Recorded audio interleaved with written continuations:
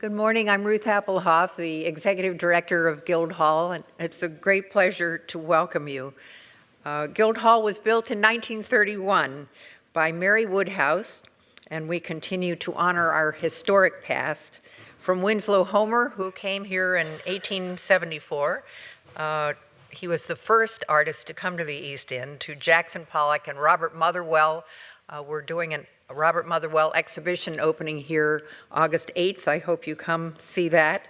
And Guildhall's mission is to preserve the history of the artist colony while keeping pace with our contemporary community, as with the Fape exhibition brought to us by our neighbor, Jo Carroll Lauder, and the board of Fape, the Foundation for Arts and Preservation in Embassies. It's my pleasure to introduce to you today Christina Strassfield. Christina began her career here at Guildhall in 1996. She has been with us for a total of 16 years, taking a couple of years off when she had twins. And we're thrilled that she has curated exhibitions such as Larry Rivers, Cindy Sherman, one-person show of John Chamberlain, David Salle, Richard Prince, and many more. Her duties include organizing exhibitions, building the collection, leading the Museum Advisory Committee. And so, without further ado, please welcome Christina Strassfield, our Museum Director and Chief Curator. Thank you.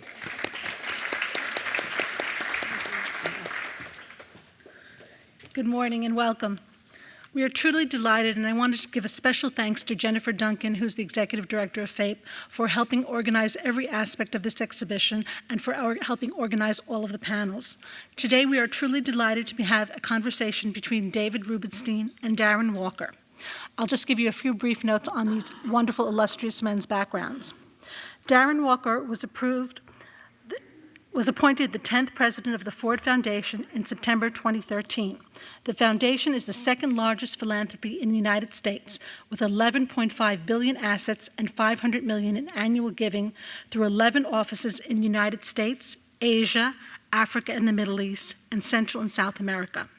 For more than 2 decades, Mr. Walker has been a leader in the nonprofit and philanthropic sectors.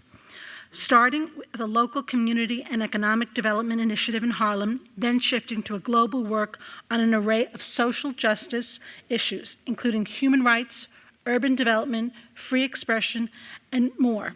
His career in the social sector followed a decade in international law and finance.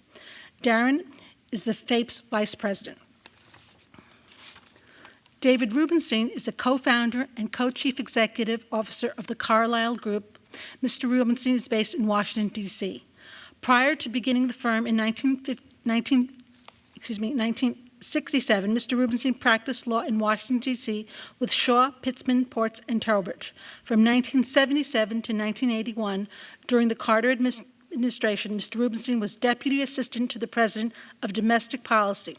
From 1975 to 1976, he served as Chief Counsel to the United States Judiciary Committee, Subcommittee on Constitutional Amendments. From 1973 to 1975, Mr. Rubenstein practiced law in New York with Paul Weiss, Rifkin, Wharton, and Garrison.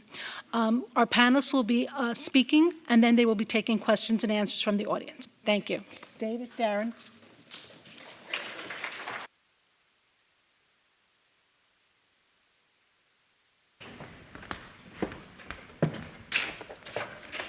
So good morning, everyone. It's great to see you all out on this chippy day in East Hampton, and our new friend, David M. Rubenstein. Thank you. My pleasure to be here. So, David, I want to thank you for your commitment to Fape. Jo Carroll Lauder, please, Jo Carroll, you must stand and be recognized. Our president, who is our chairman, who is quite, and our president, Eden Rafshoon, who is here. Thank you, Eden, for your great leadership, and for so many of the board members who support this organization with your great generosity. And this is part of a series. We thank Guildhall for so warmly embracing us for this summer program. But David, we're here to talk about you. We want to talk about what I call the 4 Ps, and that is your passion, politics, philanthropy, and patriotism. Okay. So, Actually, let me tell you about the 7 Ps. Jim Baker once told me that his father told him there were only 7 Ps you have to worry about. Prior preparation prevents poor performance. And Jim Baker was always prepared. He said his father drilled it into him. So, okay, but well, your I 4 Ps understand are okay, you're usually prepared too. So I asked some people who I know who know you, what do you think about David? And they said, David is brilliant, he is quirky, he can be testy, his generosity knows no bounds, he gives private equity a good name, and one woman said that you were sexy. What do you think about that, David? Well, was this my mother you were talking to? No. No. No, this was not your mother. There are many words that have been used to describe me, but generally sexy is not one of them. Well, I know there's at least one person who thinks that. I have been involved with 2 sex-related things that I might mention. I was speaking at Harvard Business School a few years ago, and somebody asked me, when do you know you're in a bubble and how do you prevent bubbles? And I said, well, let me try to give you this reasoning analogy. And when you're speaking to students, I figured sex might be something they would understand. So I said, well, bubbles are not unlike sex. Sometimes you're in a bubble, you realize you're in a bubble, but you just can't resist the temptation to do something you know you probably shouldn't do, and you still keep investing. And I said, it's not unlike sex sometimes. Sometimes maybe you realize you shouldn't do something, but you do it. Okay, so I thought it was a little joke. It got a little laugh. And afterwards, a reporter wrote up the story about what I'd said and said, David Rubenstein says private equity equals sex. Now, that isn't quite what I said, but I figured if you call the reporter up and try to correct it, it's a bigger story. So anyway, on my Wikipedia site now, it has this quote, and I've been trying for years to get it off there, but you can't get anything off your Wikipedia site. So every time people interview me, they say, well, why do you really think private equity equals sex? And I don't really, but it was more subtle than that. The other story was something I've tried to use to describe what's going on in Washington, D.C., which is another P, pandas. Some of you may know the National Zoo is actually owned by the Smithsonian, and I'm a regent of the Smithsonian. And they came in one day and said, well, we're going to lose our pandas. Why is that? Well, we don't actually get pandas for free. You may remember when Richard Nixon went to China in 1972, he was given 2 pandas by Mao Zedong as a gift. The Chinese later recognized that these are good diplomatic tools. Why should they actually give them away? And also, pandas have a problem in kind of increasing the species, so they really want money to help with the learning of how to increase the species. So there are 27 zoos in the world that have pandas now, all from the Chinese, and these pandas, you have to rent them for $1 million a piece, $1 million for the 2 couple.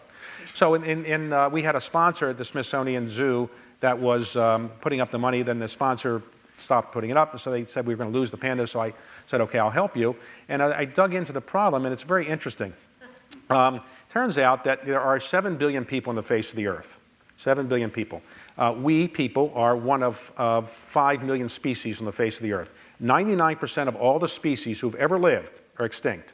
There's 5 million species left, we're one, and pandas are another. Pandas, though, are probably the more popular than people, because when you go to zoos, people love to see the pandas. Well, it turns out there's so few pandas because of either God or evolution, depending on your point of view. They have a unique way of reproducing. There are only 1,600 pandas on the entire face of the earth, 1,600. 300 in captivity and 1,300 in the wild, and they're only in northern China. And why are there so few? Because either God or evolution created pandas in a way where they reproduce in a very unique way. The female goes into estrus and can reproduce only for 4 hours a day, 1 day a year. So think how few people there would be if we can only... Okay. So what happens is, in the wild, the female will leave a scent on a tree saying, in 4 weeks I'll be ready for my 4-hour period of time, this 1 day a year. And the male picks up the scent, and he leaves his own scent on a tree saying, I'll be there in 4 weeks. And the female leaves one and says, in 3 weeks I'll be there, I'll be ready, and he leaves a scent, the male does, and I'll be there in 3 weeks. And eventually the time comes. They get together, but the problem is this: if you only do this 4 hours a day, 1 day a year, you don't really know what to do.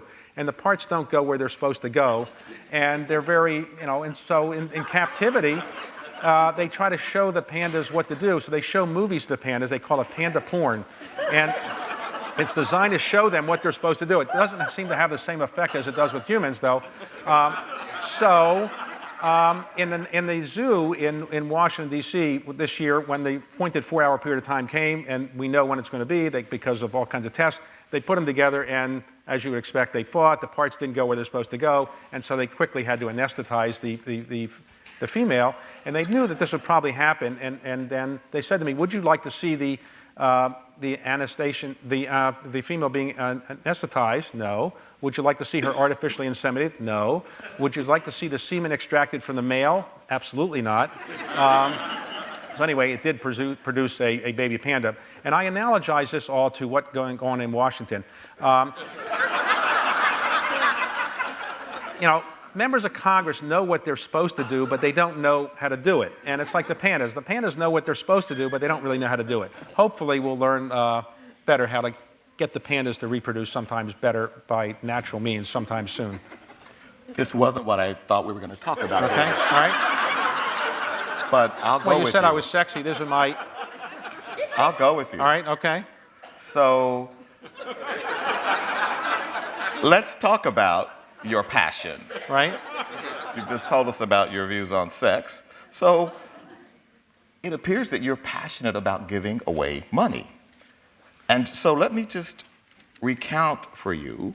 Obviously, we all know that you are number 177 on U.S. billionaires list, according to Forbes magazine.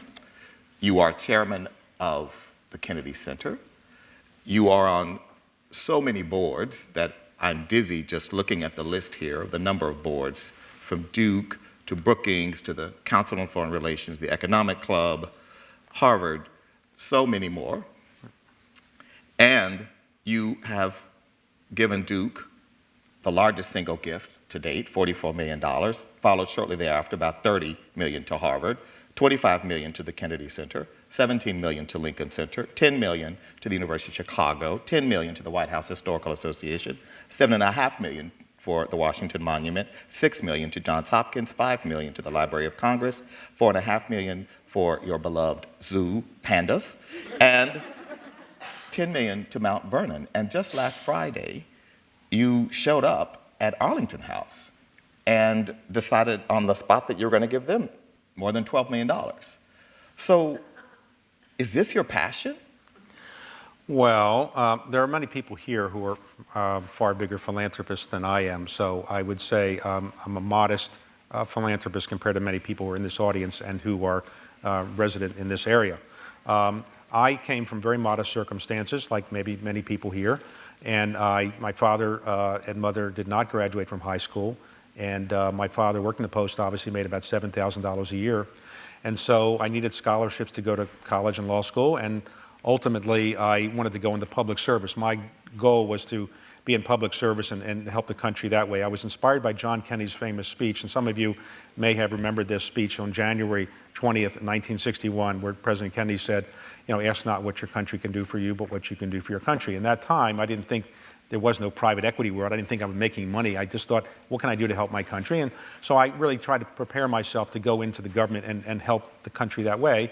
Unfortunately, when I did get a chance to do so, I went to work in the White House for President Carter. I managed to get inflation to 19%, which is very difficult to do.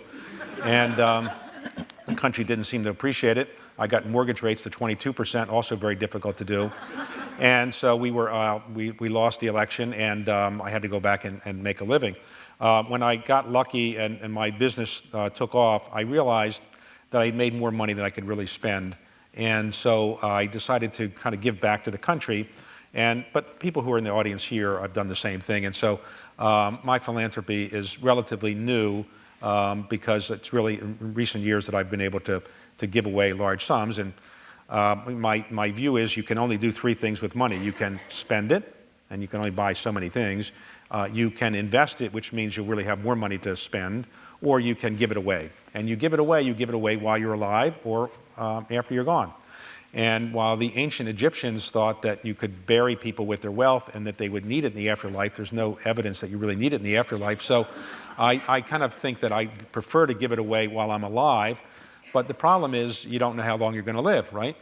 So I noticed, everybody celebrates their 50th birthday. Nobody's upset to be 50, really.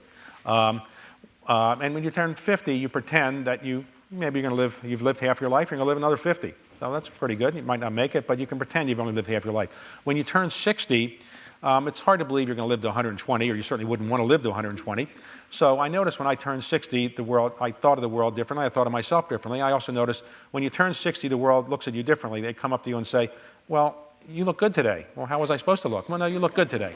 So, because when you turn 60, people don't expect you to look so good, I guess. And I know at the Kennedy Center, where, as you point out, I'm the chairman, they have these young women, they're about 24, 25, are right out of college. They escort me around from place to place, from one venue to another, and they say, well, Mr. Rubenstein, there's 7 steps here. Can you walk these 7 steps, or would you like to take the elevator? I said, geez, I think I can get up them. But so anyway, I don't know whether I'll be fortunate enough to have my brain or my body continue for another X number of years. I just don't know, and so I want to do as much as I can while I am able to do so. I am writing a book about my life, and it's called Sprinting to the Finish Line, because I'm now in the situation where I don't know how many more years I have, and so I'm afraid that if I just sit on a beach for 3 weeks, all of a sudden some bad things will happen, and I won't have as much time to do the things I want to do. So I'm very happy with my life now, but I just wish that I knew how much time I have on the face of the earth and can do things like giving away money during that period of time. I don't know how long I'll live. Well, it sounds like you've got enough money to give away as long as you live. Well, no, you can always give away more, but it's not, it's to be very serious. Everybody who makes money works very hard at doing it. It's not that easy to make it, but once you make it, it's a very strange phenomenon. You work hard to make money, and all of a sudden you say, I'm going to put the brakes on, and I've killed myself to make the money, now I want to give it away. It's the opposite of what you had done for so many years. So now that I'm giving away a fair amount of money, I enjoy it. It's not as easy to do as you might think. Now, you give away $600 million a year, more or less? Yes, the Ford Foundation. All right. Not me personally. I thought it was your money. I thought you told me you gave away $600 million a year. No? Okay. So you give away about $600 million a year, and obviously it's not that easy to do. You can always give it away, but doing something that's meaningful and having an impact is not that easy. So in my own case, I don't have a staff. I do it all myself. I just kind of assess what I'm interested in and try to give money, and you follow up a bit. I don't have a perfect metric of how to measure success. Most of the money, like many people here, I give away is to healthcare or education, but that doesn't get as much attention, because if you give away a staggering sum to medical research or to universities, it doesn't get as much attention. The things that have gotten the most attention is actually a small part of my philanthropy, which is what I've called patriotic philanthropy, giving back to the country. So, fixing the Washington Monument or the Arlington House at the cemetery, or things like that. I've kind of, or buying historic documents and kind of giving them to the U.S. government. And what's your obsession with historic documents? Because you bought a 1297 edition of the Magna Carta.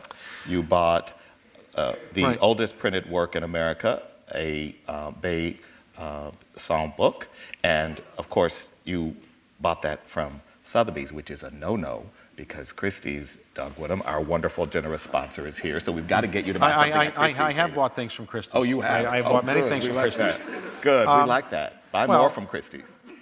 Well, what happened is this, if you hire McKinsey or BCG or Bain and say, tell me what I can do with my money that's useful to the country, you'll get a very detailed survey and study and analysis. But sometimes the best things in life are done spur of the moment. And the best decisions I have made in life have often been spur of the moment. If you wait too long to analyze something, you'll analyze it to death and you won't do anything. You'll be frozen by the fear that you might be doing something wrong. So the Magna Carta, I had no great obsession with the Magna Carta. My office is about 1,000 yards from where the Magna Carta was in the National Archives. It was owned by Ross Perot. He put it on display there.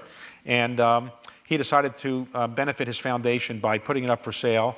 I went to the event at Sotheby's, and I got there, it was an invitation from an investment bank. They said, come and see the Magna Carta. I said, well, how can you see the Magna Carta? I didn't think in Sotheby's they would be selling it or something. So I got there, and I then found out what happened is that for those of you who may wonder what the Magna Carta is about, you all remember Runnymede, June 1215. Actually, forget what you learned in school. There was the Magna Carta in 1215 in Runnymede. King John put his seal to it. But it said that what he said as king could be overruled by certain barons. When the Pope, who oversaw the king, said, wait a second, if the king's views aren't going to be paramount and he could be overruled, maybe some point somebody will say the Pope could be overruled. So I will excommunicate you, King John, unless you abrogate the Magna Carta. So within 2 or 3 weeks, it was abrogated. It never went into effect, had no impact on the law. And interestingly, it had a provision, 4 provisions were in there that said, if you are Jewish, you don't if you owe money to somebody that's Jewish, you don't have to pay it back. So the Jews were money lenders in the English courts in those days, and so when they were putting together the Magna Carta, the kind of barons stuck in a couple provisions saying, hey, why don't we put this in? If you owe money to Jews, you don't have to pay it back. So that was all in there, but it was abrogated. And then they went to war, and ultimately another Magna Carta was drafted, and another one, and ultimately in 1297, the grandson of King John agreed to a Magna Carta that did become the law of the land of England, and is still today, the law of England. Interesting, the provision about Jews was taken out. Now, I thought, wow, that's good. They might like Jews better now. Turns out they kicked all the Jews out of England in 1270, so there were no Jews to worry about, I guess. So that's why it wasn't in there. But the 1297 version was put up for sale at Sotheby's. I went there, I saw it, and then the curator said to me, by the way, you should know, and she didn't know who I was, you should know that it's probably going to be sold to somebody outside the United States. I've talked to prospective buyers, and just a bell went off on my head and said, wait a second, this document was not drafted in the United States, but it's the inspiration for the Bill of Rights, the Declaration of Independence, the Constitution. It should stay here. And so I just resolved the next night to go back and try to buy it. And I didn't want to tell anybody. It sounds presumptuous to say I'm going to go buy the Magna Carta tomorrow, so I didn't tell anybody. And did you get a paddle? Well, I didn't know anything. I'd never been to Sotheby's. I didn't buy art, so I never been to Sotheby's. So I get there the next night. I get there right before the auction was going to start at 7 o'clock. And I get there, and this woman who was the curator said, well, hurry up. You got to go in a little room here. I said, no, I'm going to go down and get wave my hand, and I'm going to bid. She said, no, that's on television. If you're going to bid at something this, go in a little room. So you're in one of those secret glassed-in rooms. Put a little room in there, and then you lock the door, and then you pick up the telephone. I'm listening, and all of a sudden, if you've ever been to auctions, you get in the swing of things, and finally I'm getting in the swing of things, I'm bidding, and finally the guy says, sold. So I figured somebody bought it. I didn't know, because I couldn't hear that well. And then the guy who was David Redden, I think he was in charge of this area for Sotheby's, came in and said, hey, guess what? You just bought the Magna Carta. I said, wow, I didn't know. And he said, who are you? He never saw me before. And I explained who I was. He says, okay, you have the money for this? I said, yes. He said, okay, if you have the money, we'll let you slip out the side door. Nobody will know. But he said, there's 100 reporters who want to know who bought the Magna Carta. So I said, I don't mind telling him. I said, I went out and said, look, I bought it, and I'm going to make it a permanent gift to the United States, and it's going to be a kind of a down payment on my obligation to what I feel to repay my good fortune in the United States. So I got in the habit of buying these documents and then ultimately lending and putting them on permanent loan, and then in my will it'll ultimately go to these places. So I bought 4 copies of the Declaration of Independence, stone copies, and I put them in various places, and make copies of the Emancipation Proclamation. I put one of them in the Oval Office, and one will go in the African American History and Culture Museum that's being built in Washington. So I like to put them on display because Americans know so little about history that I figure if they take a chance to look at this, they might ultimately learn more about it, particularly young people. In a survey by Pew recently, it showed that when asked by high school students, when asked who was the first Secretary of the Treasury, 30% of high school students said Larry Summers, which is not accurate. 35% of Americans, all Americans, when asked what river did George Washington cross during the Revolutionary War, said the Rhine River, which is not actually in the United States. So Americans don't know that much about history, and I thought maybe I could do more by putting these documents on display and so forth. And one of the things I did with Fape was that Fape, which does a wonderful job of putting art in embassies around the world, when I approached them about taking a copy of the Declaration of Independence, one of these stone copies, a replica of the stone copy with an antique frame, and putting it in every embassy. And Fape was willing to do that, and now if you go into every embassy in around the world, this American embassy, you'll see a copy of the Declaration of Independence, and Fape made that possible, and I would thank you for doing that. And Seth Caller, who helped arrange a lot of this with me, who's here, he and I put together a little booklet that you'll see explains what the stone copy is all about, and that's it. So, so what I try to do is, no one person can have that much impact on making the country that much better or educating people that much more. But if I could do one little thing, it's maybe to get people to know a little bit more about the country's history, and by buying these documents or by helping to repair some historic things, it might have some modest impact. So, for example, take the Washington Monument. Everybody's seen the Washington Monument. I assume many of you have been to it. But many people didn't know the history of it, and I thought when it had the earthquake damage, I thought I wanted to be repaired so people could see it right away, and I was afraid the U.S. government would take forever to repair it. So I went to the head of the Park Service and said, look, I'll put up whatever it takes to fix it. And he said, I don't know what it'll take. And I said, just tell me and I'll put up the money. So ultimately he came back and said it was going to cost $15 million. I said, okay. But then, and I agreed to do it. Then he came back and said, members of Congress are upset. They want to actually be seen as doing something useful. And so they want to know whether they could put up half the money. I said, okay, fine. So they put up half the money, and we did it. And some of you may have seen the scaffolding that was up for a while. It was beautiful. And many people came to me and said, the scaffolding is better than it was before. Don't take the scaffolding down. I didn't do that.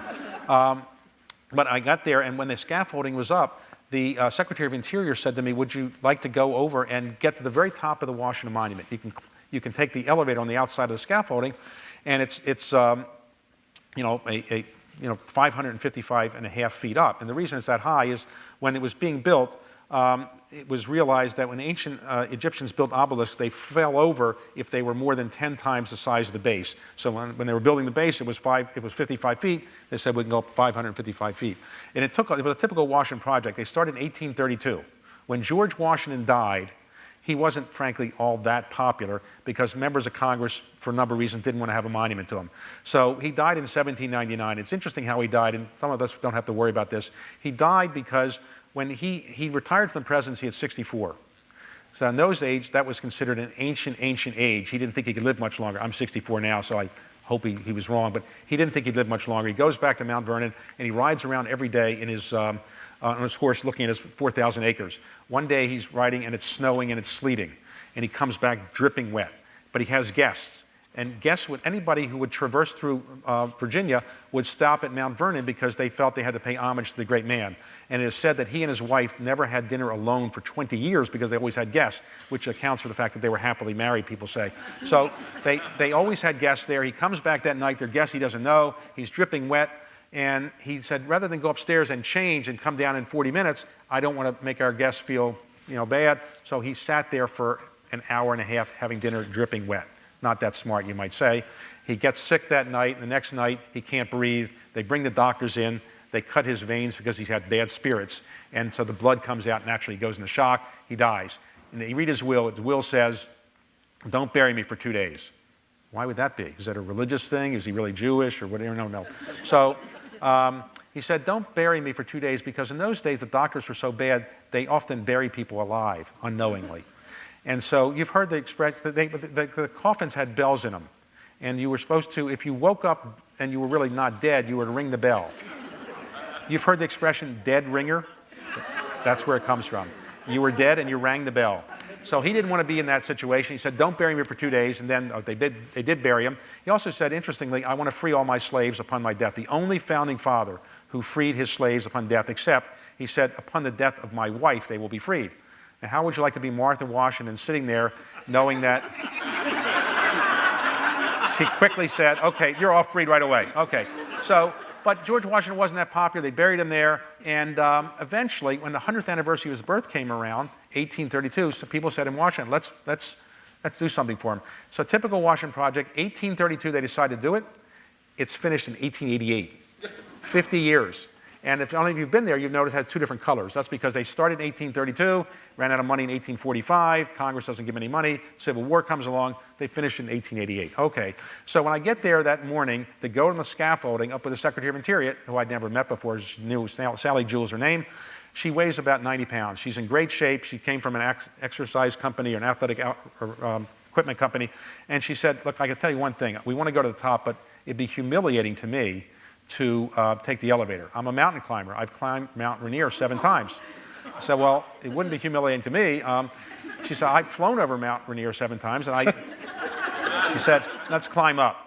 So I said, okay, is there a defibrillator anywhere? And so anyway, we climbed up. I'm getting there, and then and put a harness on you. I get to the top, and you get to the very top, and it's very, very, the point. You know the point?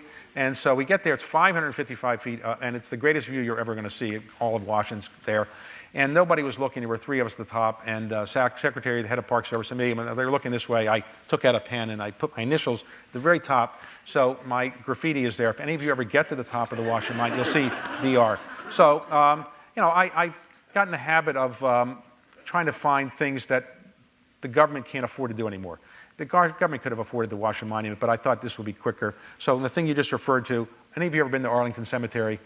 Arlington Cemetery, what actually happened, it's a very interesting history. That George Washington had no natural-born children. And the reason was he was sterile. He had had smallpox when he was a young man. Smallpox, like mumps, will not be a great thing if you want to reproduce. So he never had natural children. His wife had 2 children. He more or less adopted them, his wife from her first marriage. And then ultimately, his step-grandson decided to build in honor of George Washington something on this land called Arlington. And he built this big mansion. And ultimately, Robert E. Lee married into that family. And so it was called the Custis Lee Mansion. Robert E. Lee is living there. The Civil War breaks out. He decides he has to be with the South, so he decides to leave the mansion, go down to Richmond and be commander of the Southern troops. The Northern troops take over this mansion, and they now use it for military headquarters.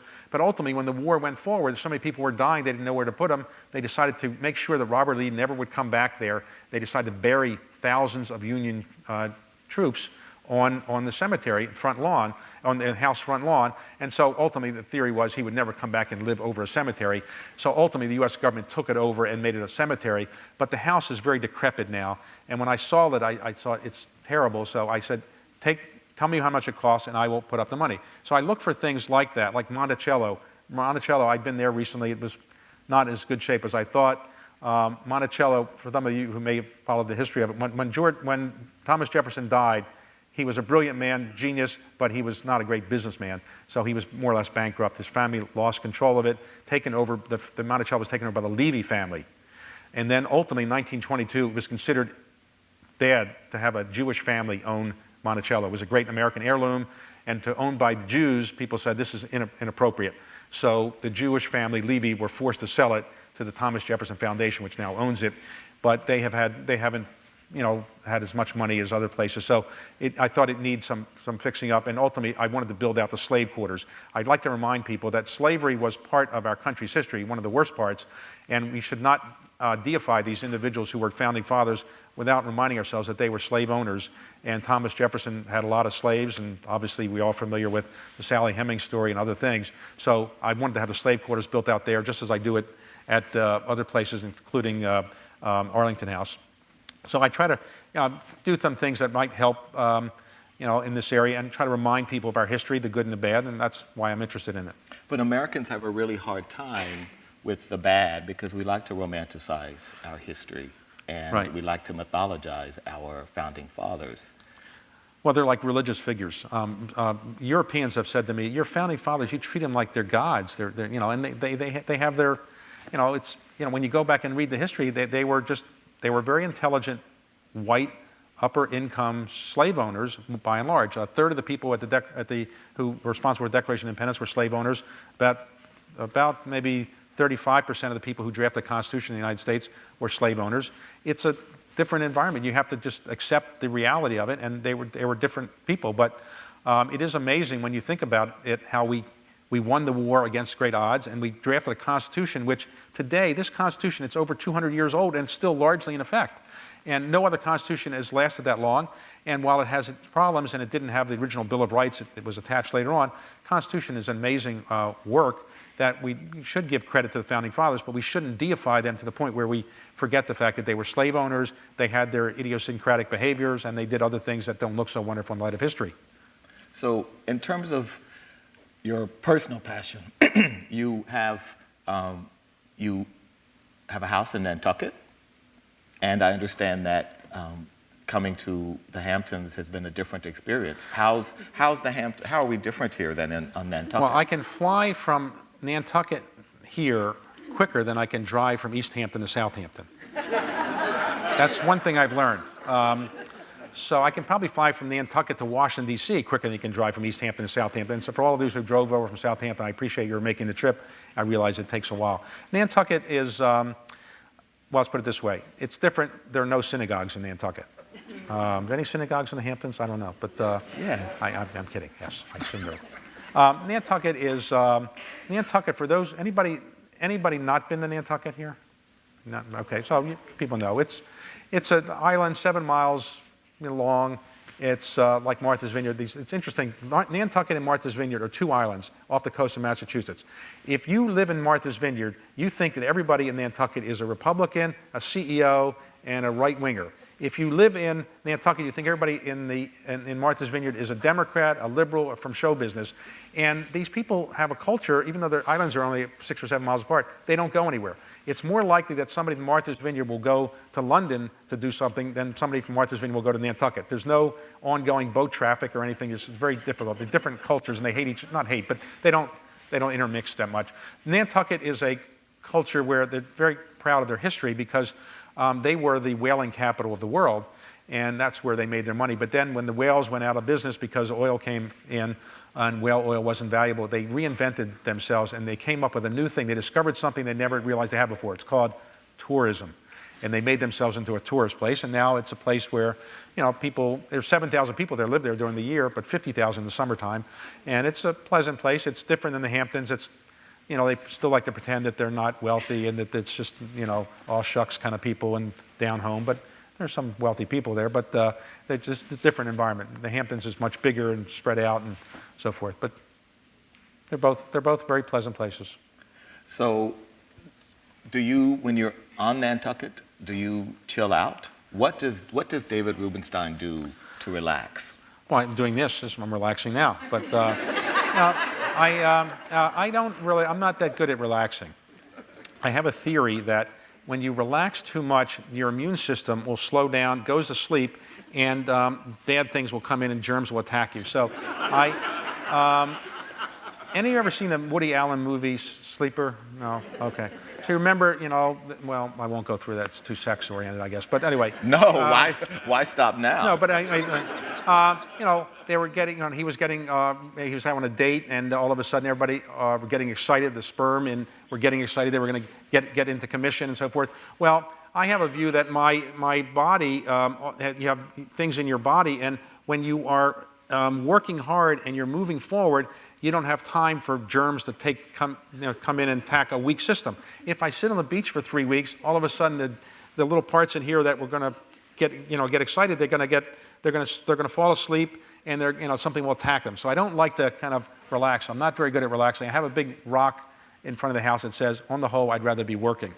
But I obviously, that's tongue in cheek. Clearly, all of us have things that we do different than day-to-day work. But when you reach a certain point in life, you can do only things you really enjoy. So now I'm only doing things I enjoy.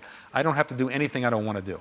And so everything I'm doing, I love what I'm doing. I love being here. I love all the philanthropic things I'm doing. I love my work. And I don't have to do anything I don't want to do, and I don't. I just wish I had more time in the day.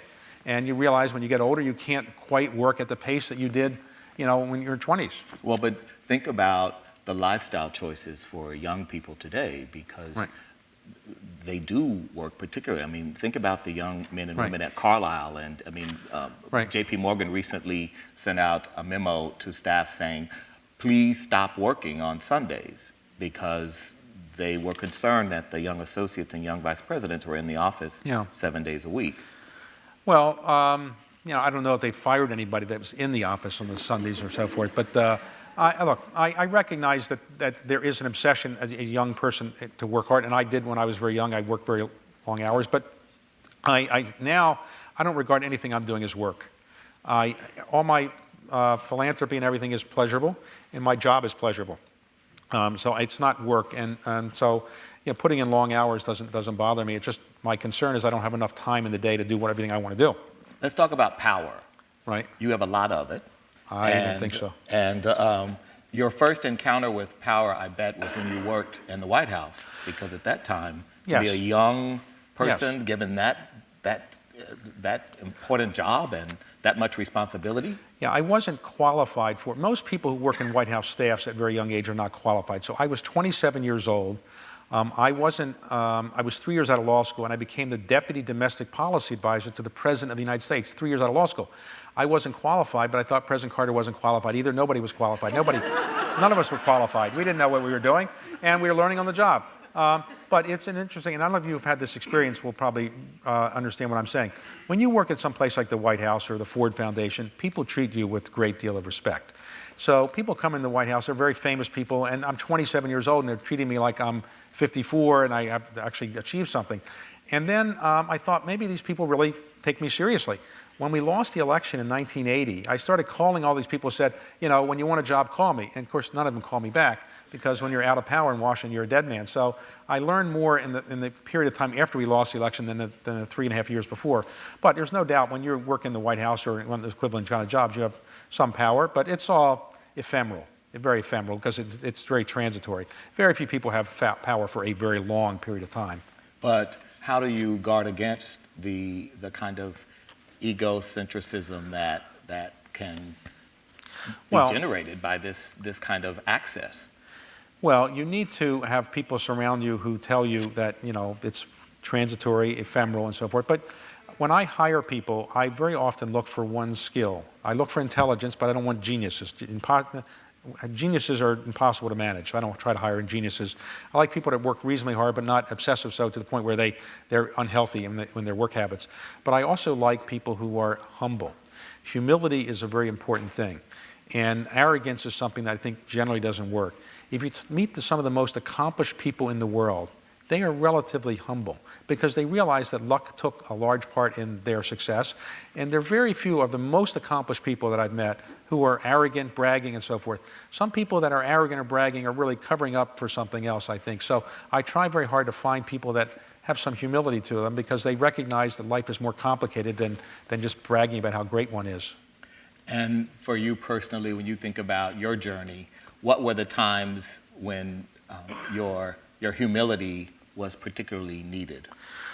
Well, when you lose, you know, your job at the White House because you lose an election, all of a sudden, you know, I learned more about life in that period of time than any other time before because I was a reasonably prominent junior White House aide, and I thought I was going to be a gift to the legal world, and after the election, none of the law firms wanted to hire me because they said, you know, you've only practiced law for 2 years, you really don't know anything about the practice of law, and so you learn a lot about humility when you are rejected a lot, and so every part of life is rejection because very few people go through life getting everything they want. So when you get rejected a lot, like after the White House, a lot of people didn't want to hire me, you know, that's what I learned a lot about the importance of humility, and I try to keep that alive in my persona. Then you come together with two other men and Right. create Carlyle. That was luck. 99.9% of the businesses that are started in the United States don't work. Some of them do, and virtually all of them turn out to be different than the ones that the people who started them thought they were going to be. Bill Gates didn't imagine what he was going to create. Jeff Bezos didn't imagine what he was going to create. Steve Jobs didn't imagine what he was going to create. In the private equity world, there are a lot of very good firms. We were in Washington, so nobody took us seriously for a while, and so we were able to do some things, make mistakes, nobody paid attention. We got lucky, and it turned out to be a very successful firm, but I don't want to think it's because of me. I hired very good people, and they actually made it work, and you know, I realize I'm not a great investor. I hired very good people that did the work. But you've said to me, yes, Carlyle is a Washington firm, but you're not a political person, and yet you're chair of the Kennedy Center board. You have to be pretty politically connected to be in that role. When I left, you visit the president. You've been to the White House many, many times during this administration. When I left the White House, I realized my life was had been made dependent on the whims of election voters. And I didn't want to put my life in the future dependent on people winning an election or losing an election. So I decided to get out of politics. No money to politicians. I don't give any money to politicians. I don't support any politicians. I just try to do what I can for the, in the government world that might help the country some way. So I don't obsess over who's president of the United States. I realize it's better to have some good candidate than other, but I know them both sides, Democrats and Republicans, and in the Kennedy Center, I think it's important to stay out of politics because you're kind of chairing something that benefits the country. But you're called upon, certainly. I mean, last year when you and I talked around the same time, Right. you called me because you were Right. raising money for the March on Washington, Yeah. the anniversary, and Yeah. you needed quickly, as I recall, $500,000 that day. Well, I appreciate your being the only person I talked to who actually could say yes right away, and did. What happened was I had thought it was very important for the president to appear at the 50th anniversary of the March on Washington. It had happened 50 years ago, one of the most important events in our country's history, and for a lot of complicated reasons I won't go into, it wasn't going to happen. So I was pushing people at the White House and the National Park Service, other places, to get the president to make this speech 50 years after Martin Luther King did. And then all of a sudden the White House said he's going to do it, and the Park Service called me and said, okay, but we need $5 million to pay for it. I said, well, the federal government's got a lot of money. What do you mean? They said, no, we don't have a budget allocated for this, and we got to security this, build a podium, do this. They said, go get $5 million. So I started calling some people and said, be a nice thing for the president to do, and when you could make a contribution, and you're the only person who said yes right away, and thank you for doing that. Well, I guess the question for me out of that experience is, what really is the role of government? Because you came to Washington, this very idealistic, Right. Kennedy-inspired young patriot to work in the White House. And today, it appears that the idea of being inspired to be a part of government has been degraded and Right. has become so devalued. Well, when President Kennedy made his famous speech, at that time, the implication was if you want to serve your country, you have to do it in government. And of course, many people called him and said, I want to come and I want to serve, and they ultimately created the Peace Corps to help people who wanted to serve the country. Today, I think most people would say you can serve the country more by not serving in government. There's so many non-government organizations, that NGOs so-called, that can help the government. And so on the outside, you can do things. I think in philanthropy, what I've called patriotic philanthropy is giving money to the government-related organizations, Smithsonian, National Archives, Kennedy Center, that does things the government doesn't have the money to do anymore. So very often I'm trying to fill in the gap or getting others to fill in the gap for what the government should be able to do but just doesn't have the money to do anymore. But what's the implication of that over time for our country? Well, obviously, at some point, some of these functions will have to be completely privatized. The government won't be able to put up the money.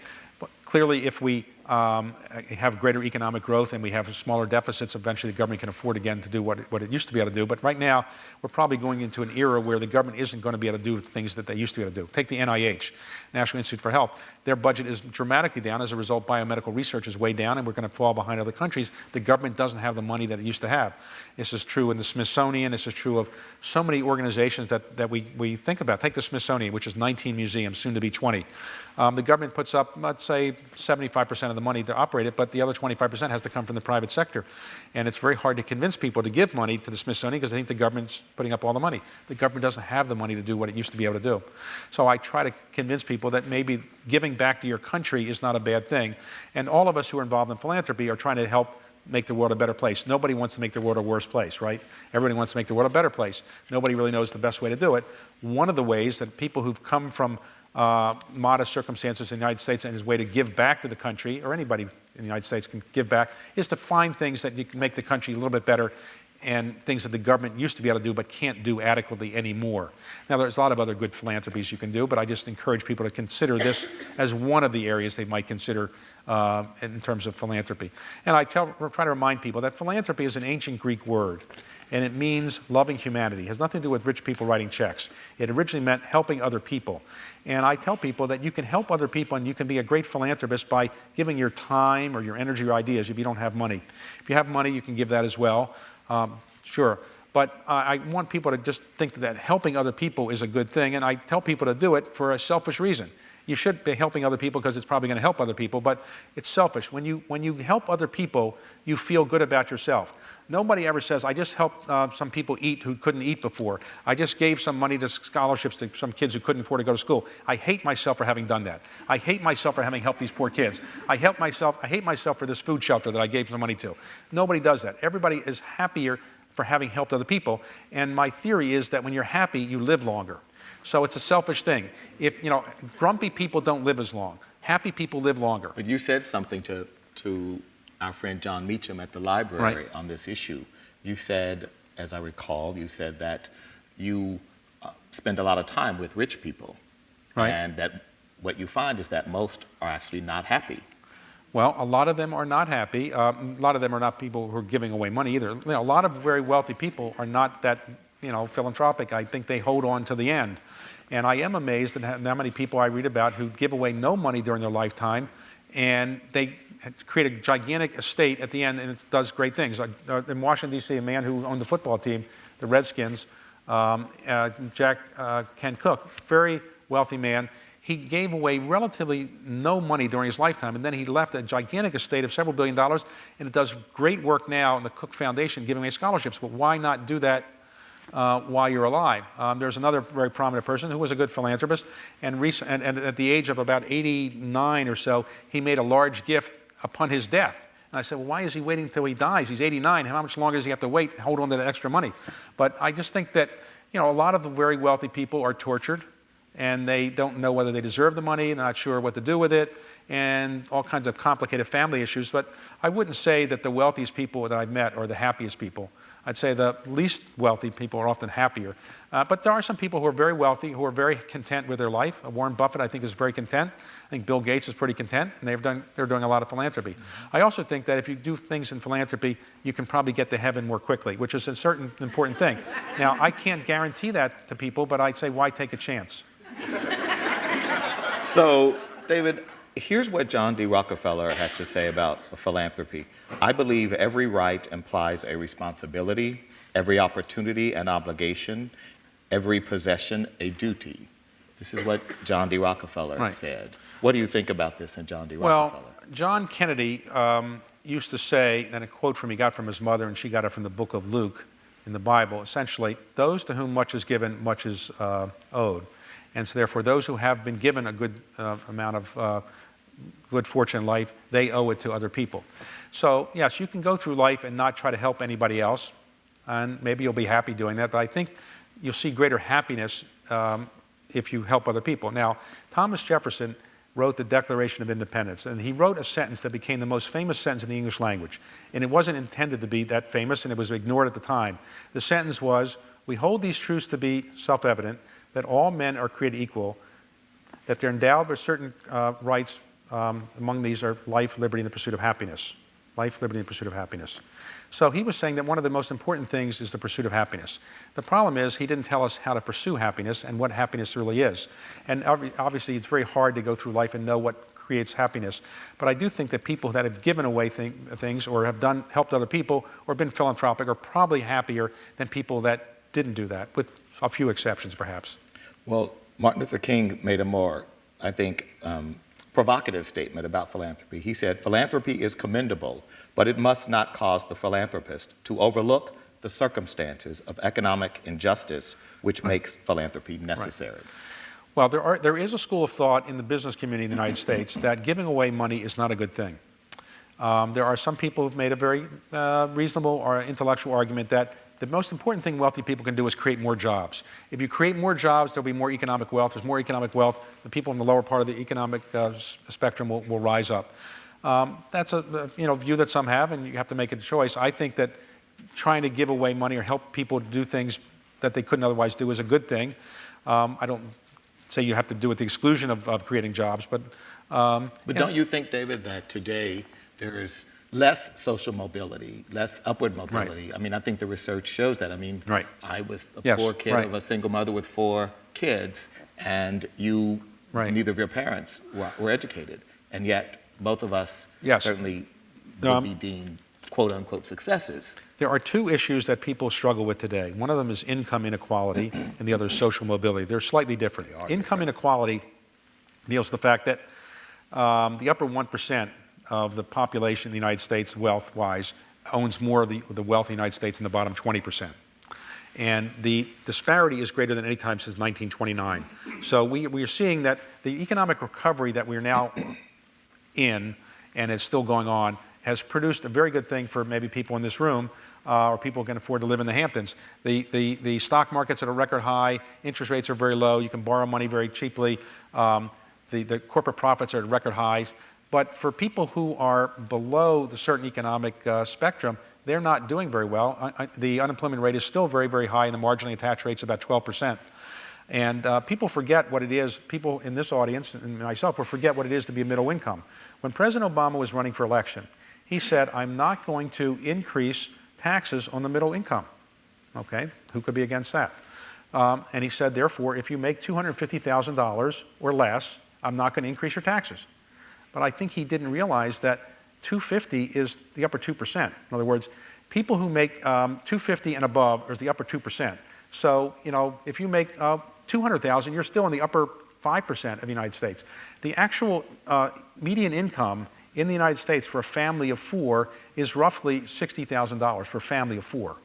So, you know, people who are making $20,000 and $30,000 and $40,000 a year, their life has not been better since this recession. What happened is the recession was so deep that it took us a long time to recover. Normally it takes a couple years to recover. It took us 5 or 6 years to recover. But now what we have is the economy is going two ways. It's a tale of two cities. For the wealthy people, it's getting much better. Interest rates are low. As I said, stock market's high. Corporate profits are great. For the lower income people, they're struggling to get jobs. It's very, very, in fact, so many people are struggling to get jobs now that they're dropping out of the workforce. Historically in the United States, 66% of adult women and men were in the workforce. 66% were in the workforce. Today it's about 63%. Why is it so low? Because people have given up looking for work. Many people got laid off in the recession. People are in their 50s or 55 and older. They have given up. They're not going back to the workforce. And any of you have young children who graduate from college, you may be getting to know them better because they're going to come back and live with you, because many kids right out of college are not able to get jobs as readily. So it's unfortunate that we have this income inequality. It's getting worse. Social mobility is another issue. That means that people at the bottom feel that they have a chance to get to the top. Surveys now show that people at the bottom, particularly minorities, do not feel that they have as much of a chance to buy into the American dream. I bought into the American dream, and I thought it was possible. I realized I had a very Jewish-sounding name, and in a country that may not have wanted to have Jewish-sounding names rise at the top at some point when I was growing up, and I realized my parents didn't have any money and they didn't have any education, but I still believed that this was possible. I think a lot of people now don't believe it's possible, and a lot of people have just given up on the American dream. It's unfortunate. Well, I would agree with you that for all of us who believed in that narrative and had it realized, it's incredibly gratifying, but I think it does worry us that will there be a new generation of David Rubensteins and Darren Walkers and people who really came from very, very poor backgrounds? Very, very often people from poor backgrounds who are rising up in the United States are people who came as immigrants. You're now finding very poor people who came from China or India or other countries around the world. They came here with nothing. They got an education here, and those who are fortunate enough to be able to stay, they're working their way up because they have bought into the American dream, whereas people who are born here, they haven't bought into the American dream as much anymore, and it's a sad situation. I wish I had a solution. If I had a solution, I'd be in government or politics. I don't Well, have a maybe that solution. is the solution. Maybe it's time for David Rubenstein to be president of the United States. I don't think there's going to be a Jewish president anytime soon, certainly with a name like Rubenstein probably. But Well, I recall 10 years ago someone mentioning to me to come to a meeting with this new senator. Lieberman? No, Obama. Obama. And at the time, this was a prominent Okay. African-American CEO, and he said, I think he's going to be president. And I said, you're smoking something if you think a black man named Obama right after 9/11 is going to be president. So why couldn't we think that a guy called Rubenstein? It probably, maybe somebody with a Jewish sound name, won't be me, but I don't know, my name, as some of you heard me say, my name is really, it's not, I wouldn't say it's a plus or a minus, but Marie-José, Who was there? I was Hello, there, Marie-José. helped me get an award that was named after David Rockefeller. It was the Museum of Modern Art. And so I spoke there, and I said something that I've said before, which is that, of course, it's an honor to get an award named after David Rockefeller, and I assumed it was because I had the same initials, and the towels had already been made up, and actually Marie-José didn't actually send me a lot of DR towels that I guess were from David Rockefeller's house. But I also said that my real name was really David Rockefeller, and what should have been, and there's the reason. When my ancestors came over, their name was Rockefeller. But they said when they got to Ellis Island, we want a nice ethnic Jewish name. We want to make sure our children know that we're really Jewish. So they said, get rid of this Rockefeller. Let's make it Rubenstein. So had that not happened, I would have been David Rockefeller. But anyway, the Rubenstein name is okay. But I think there may well be, to be serious, there may be a Jewish person elected president. It's not impossible. We have disproportionate numbers of Jews in the House and the Senate to our population. Now, I ask people all the time, what percentage of people you think in the United States are Jewish? And very few people get it right. It's a very small percentage. But the Jews have done extremely well in the United States for lots of reasons, and maybe there will be a Jewish president, but probably a younger generation. Well, that's too bad. So let me just, before turning over to see if there are any questions, ask you, what is it about you that people don't know that might surprise them? Well, that I actually went to Duke on a basketball scholarship. Would they be surprised? No, I didn't. That's not true. I was the only person at Duke in the history of the university who was cut from an intramural basketball team with only 4 other players on the team. No, I was not a great athlete, I would say. But actually, the good thing about not being a good athlete, and some of you may have been in that category, is that I was not a good athlete. I peaked when I was about 7 or 8. I was bigger than my colleagues when I was 7 or 8, so I was bigger. And then all of a sudden the growth spurt went the other way and I was smaller. And so through high school and college, the people who were friends of mine, they were all-American athletes in lacrosse. They were playing basketball. They were playing on university teams. And I was basically getting cut from intramural teams. Now, these people who were great athletes, as I now spend time with them and I want to play tennis with them, I realize they say, well, I have an artificial hip, I have an artificial knee, I can't run around. Now I get my revenge because now I can run all over the court and I don't have anything artificial because I didn't wear my body out because nobody actually wanted to use me then. Now these great athletes, they're falling apart. So life does come full circle. But some people don't realize what a great athlete I am today relative to my earlier athletic capabilities. So look, I am a very happy person, very happy. It's very hard to be Jewish and happy at the same time, I think, the theory. And I'm Jewish and I'm happy, and my just wish is to keep going and do it as long as I can. And I think the greatest force in the world that keeps me going is that my Jewish mother is still alive, and she doesn't have much that she's that interested in. So I think she takes great pride in what I'm doing, and so I think she probably takes more pride in than I do, or any of my other members of my family. So, I think I'm working now to make my mother happy. And probably your beautiful daughter here Right. on the third row. So Alexis, it's as very well. children are generally more embarrassed about their parents than proud, I would say. Very few children are proud about their parents, and it's complicated being a child of somebody who's reasonably prominent and wealthy, so that's more complicated.